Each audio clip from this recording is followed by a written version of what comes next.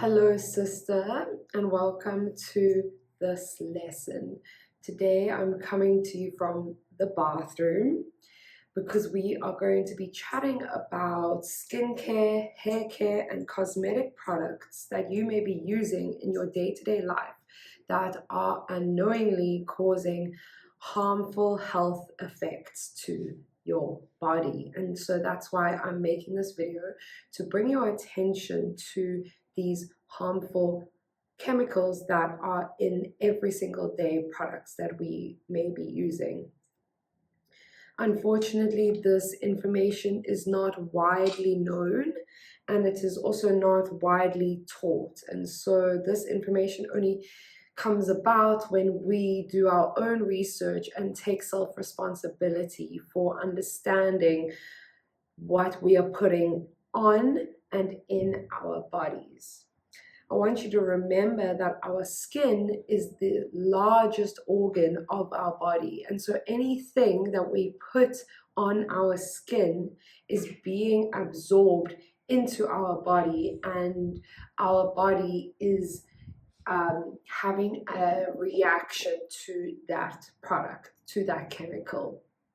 And so there is a lot happening behind the scenes, below the surface of the skin, that you may not be aware of. And so I'm creating this video to bring your attention to the harmful effects and the harmful chemicals that you may be putting in and on your body.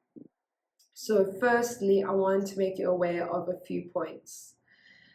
The golden rule should be that if you cannot eat it, you shouldn't put it on your skin, because anything that you cannot ingest into your mouth, you shouldn't have to put on your skin, because if it's toxic for you to swallow, how is it not toxic for you to put it on your skin? Because our skin absorbs everything into the rest of our bodies. And so anything that is toxic to be eaten is therefore toxic for your skin. Another thing you need to be aware of when it comes to cosmetic products: if the product list is longer than 5 ingredients, it most likely has toxic chemicals in it. If a product list has words that you cannot pronounce or do not understand the meaning of, i.e. complex chemical names, it most likely has toxic chemicals in it. These are things that you really need to be aware of when buying cosmetic, beauty, and hair care products. I also want to preface that any cosmetic products that are sold in stores, they are legally allowed to put toxic chemicals in their products. Why are they allowed to do this? Because there is no scientific research on the long-term effects of these products. What they do is they do short-term studies on the impact of human health, and obviously in a short-term amount, these products are not as harmful as they may seem, but it's the long-term effects over 5, 10, 20, 30, 50 years that we are worried about. Because maybe you are not planning on having children within today or within the next 5 years, but maybe you're planning on having children within the next 10 to 15 to 20 years. And so the health of your future children starts with the health of your body today. And so this is something I want you to be aware of. These companies are legally allowed to put these chemicals in our products because there is no regulations around these chemicals, around these toxins, because there's no long-term studies. And so just because it's FDA approved does not mean that it is not dangerous or hazardous for your health of your current body and the bodies that come from your body, i.e. your future children.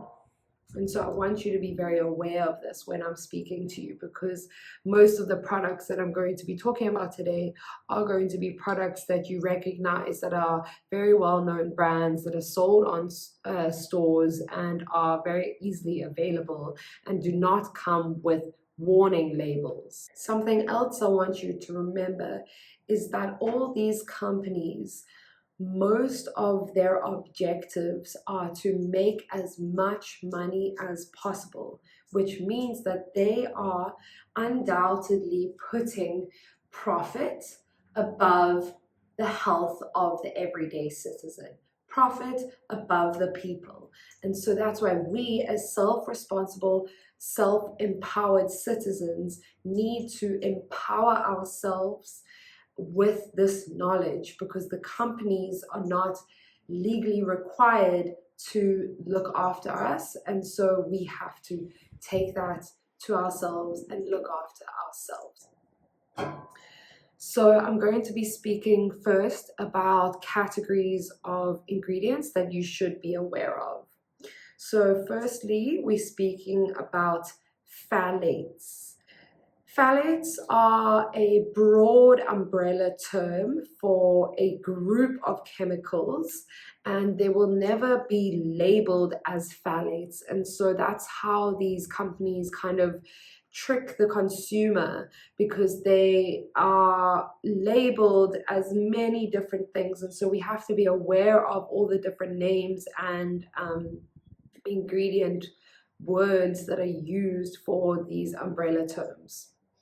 So phthalates are not always listed as phthalates per se, but they are terms used to signify phthalates are terms such as perfume or fragrance, which means that they most definitely contain phthalates. Phthalates are often used to extend product shelf life and preserve fragrance and color.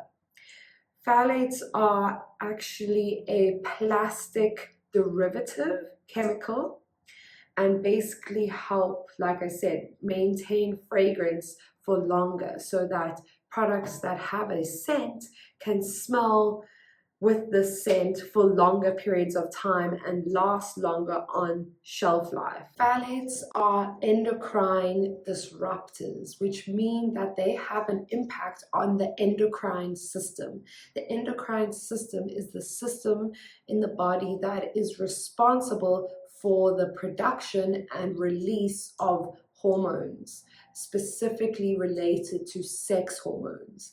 And so phthalates are associated in high levels with decreased sperm counts and male infertility, and in women are causes of miscarriage and issues around pregnancy. Phthalates can also lead to allergies and obesity in children, deformities in male genitalia, early puberty, ADHD, lower IQ, eczema, and asthma, just to name a few. These chemicals are highly, highly toxic, and they have the chance to impact your desire to have children one day. These are chemicals that you most certainly need to stay away from. What do phthalates look like in a product label?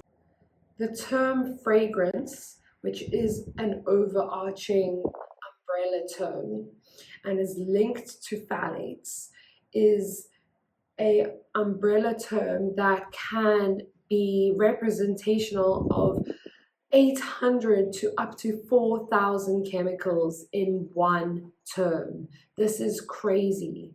Only around 800 of these chemicals have actually been tested for neurotoxicity, and so that's why there is no known research about the impacts that these chemicals have on our bodies, whether that be short-term or long-term effects. And so generally, this is something we should absolutely try and stay away from.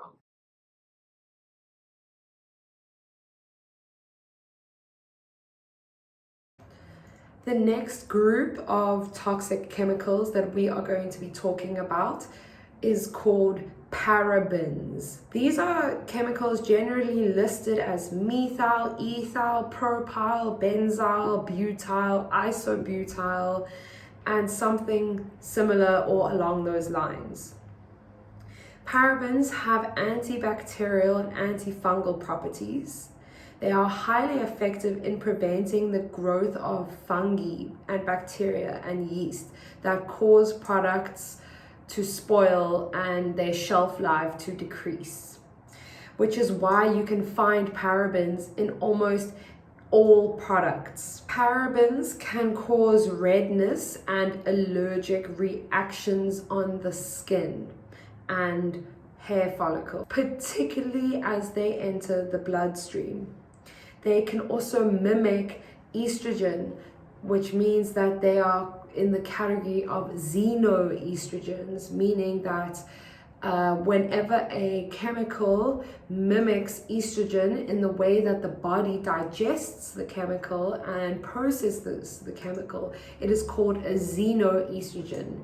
And these are fake estrogens, if you will, and basically disrupt the body's own natural hormonal processes, which means that they disrupt the endocrine system and imbalance your hormones. What do parabens look like in labels? Well, let's see.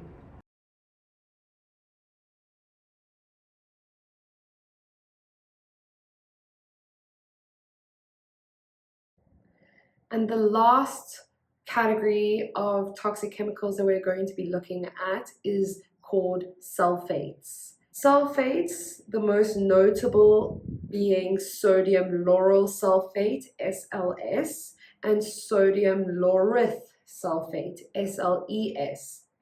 These are most commonly found in products for foaming purposes, such as shampoos, conditioners, soaps, and they act as surfactants, which remove and emulsify dirt from the products.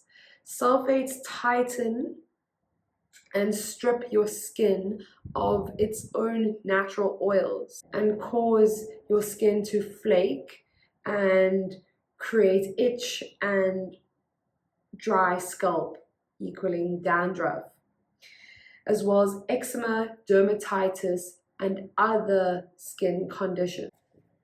Continuous exposure to sulfates in products like shampoo and soap basically cause a dependence of your skin on these products and your hair on these products. Our skin has its own natural oil production, and so through these products our skin's oil gets completely stripped, and therefore without these products excess build-up of your skin's oil starts to happen, and so you start to rely more on these products because you wonder, why is my hair so oily? Why is my skin so oily? Let me wash it again. And so what happens is you wash it, your skin gets stripped of these oils, then a few days later it gets oily again, and it continually repeats this cycle. And so you become codependent to these products, thinking that there is issues with your skin and your hair, when in actual fact you are exposing your skin and hair to products that it should never have been exposed to in the first place.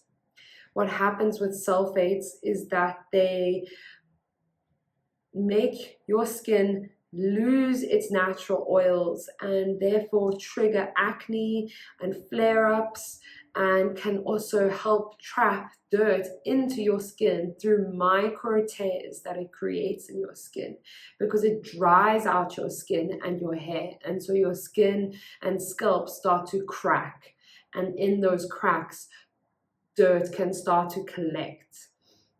And so this is a vicious cycle. And if you are unfortunately trapped in this cycle, I ask yourself to give yourself a break from these chemicals Allow your hair to reset itself, and this may take up to a month. So you may be dealing with greasy hair for up to a month, and rather then start to integrate more natural products. So now that we've addressed all the nasty chemicals that may be impacting you and your health, that are widely available in pretty much all commercially sold cosmetic, beauty, and hair care products. Now I'm going to be talking about the term greenwashing, and this term you may have heard in the sustainability industry. It is a term that we can apply across the board because many companies make use of greenwashing in order to get you to buy their products under the pretense that these products may be clean or ethical or environmentally friendly or sustainable or healthy. Whatever term you want to add in there, you can. And these brands are well-known brands, and they are using the concept of greenwashing to trick you. You, the consumer, are being fooled into buying into these brands and buying their products and supporting this company into thinking that these brands are doing good by your skin, your health, and good by the environment, when actually it is the complete opposite. They are ruining your health, they are hurting your skin, and they are also most definitely hurting the environment, because anything that impacts the health of the human body is definitely also impacting the health of the environment, of the body of the earth. So the first brand I'm going to speak about is Organics. You little fucker. This brand, let's just dissect this. First of all, Organics is their name. How is that even allowed? I have no idea. Their name is Organics. They have this green bottle convincing you that it is sustainable. They have some sort of aloe vera plant here, organic aloe vera, which means that they probably have like 1% of organic aloe vera in here. Natural nourishment from root to tip. Let's unpack this. Well, the ingredients list is about 8 lines long. That should give us an indication. And the ingredients list also contains, as seen previously, all the ingredients that we've talked about. We got them parabens, we got them sulfates, we got them fragrances, and we got them phthalates. Wow. This brand is most definitely greenwashing the fuck out of consumers, because it's pretending to be natural, organic, healthy, when actually an ingredient list this long is fucking your body over and fucking the environment over. Do not trust this brand. Do not trust what bottles say. Do not trust what packaging says. You need to go and be investigative. You need to look at the ingredients list, and an ingredients list this long will never have benefits to you. It will never be good for you. Let's read. Aqua, water. So you need to also know that whatever is listed first is actually the highest concentration of that ingredient. Whatever is listed last is the lowest concentration of that ingredient in the product. So whatever comes first will be the most that this product contains. So aqua, water, that's pretty harmless. Sodium lauryl sulfates. Cocamidopropyl. Don't know what the fuck that is. Oh, cocamidopropyl benzene. Don't know what the fuck that is, but that is definitely a paraben. Dimethiconol, sodium chloride, parfum, fragrance, phthalates, sodium benzoate, paraben, carboma, sodium hydroxide, allobarbadensis leaf juice powder, TEA dodecyl benzene sulfonate, paraben, and sulfate, probably combined. Extra juice, extra toxicity, extra bad for your health. Guar hydroxypropyl trimonium. Don't know what the fuck that means, do you? Could barely pronounce it. We've had enough of you. Thank you, organics. I think I've proved my point. Right, on to the next brand that has been greenwashing the consumers for years. When this brand first came to South Africa, where I'm from, many people were like, oh my gosh, amazing, I'm so happy we finally have this brand here. Little do they know. Oh, and this brand is like, we're animal cruelty free. We love animals. We would never test on animals. Meanwhile, they are fucking you up with the amount of toxins that are in their products. Don't be fooled, ladies and gentlemen. So this brand is Lush. Don't we all have a love for Lush because they're fighting animal testing? Yay! Here, ladies and gentlemen, have a pure example. At least they're trying. So all the ingredients that you can see in green, those are all natural ingredients. All the ingredients that you can see in black are chemicals. So we have water, aqua, that is natural. We have stearic acid, sodium cocum phosphoacetate. That sounds like a paraben. Glycerol stearate and PEG 100 stearate. Don't know what the fuck that is. Glycerine, they say here's a natural ingredient. Triethanolamine, ceteryl alcohol. Don't know what the fuck those are. Perfume, phthalates, hydroxytronella, methyl paraben.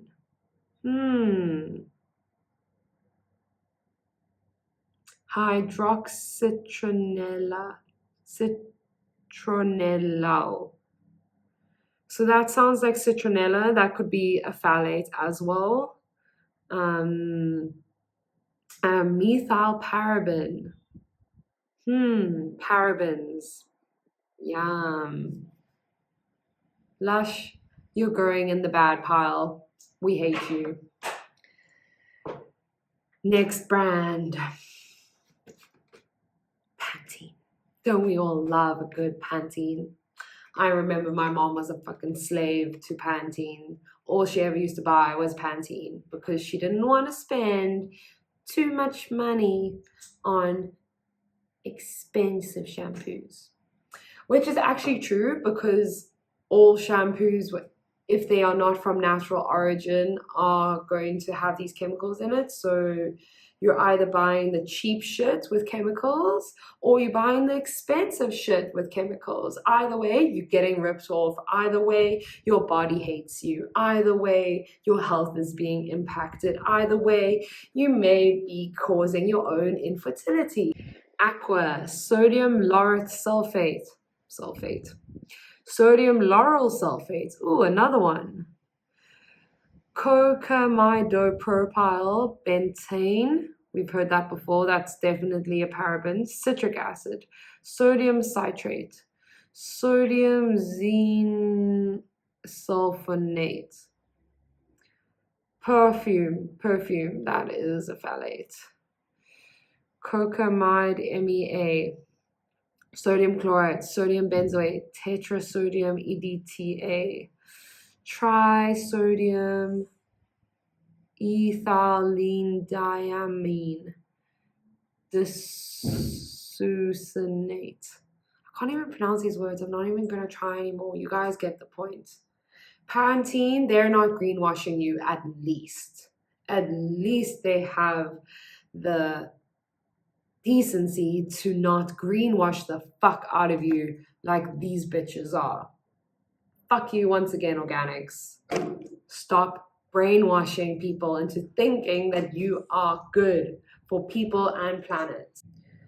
So, after that hilarious yet tragic rant, and hopefully now you understand how many products contain this shit, contain these chemicals, I task you with going to go look in your bathroom, going to go see how many products are you using that are having this potential lethal impact on your body and therefore on the body of your future children. It's sad. It's sad that we do not know this. It's sad that, you know, humans are on a daily basis being subjected to putting hormone disrupting chemicals on their body and in their skin. Did you know that the average woman puts about 200 chemicals on her face and skin and hair before she leaves, before she leaves to start her day? That is crazy. 200 chemicals. My mind just gets blown. So what can we do? What can we do? The only thing we can do is to stop buying these products. Stop it right now. Don't even finish them. Don't even think, oh, I need to finish this because it's halfway done and maybe I can get, you know, my money's worth. Like, fuck your money. Health needs to become more important than money. And this is the mindset that we are needing to change for future generations. We need to start investing in, first of all, local companies. None of these companies are local. They are destroying our economy. They're destroying our planet. They're destroying the people. They're just taking away jobs from local people that deserve it. So first of all, support local brands that are doing good things. Second of all, buy natural only products. If you can, try as much as possible to get natural only products, do that. Faithful to Nature is South Africa's biggest online store filled with natural beauty products, hair care products, cosmetic products that are good for you, good for your health, good for people, good for the planet, and are mainly local. I think they only sell local products. So thank you for watching this video. I hope that it gave you a little insight into why we need to be more aware of what we put on our skin being our biggest organ. And yeah, it just gives you some insight into how you can be taking care of your body on a deeper, more self-responsible way.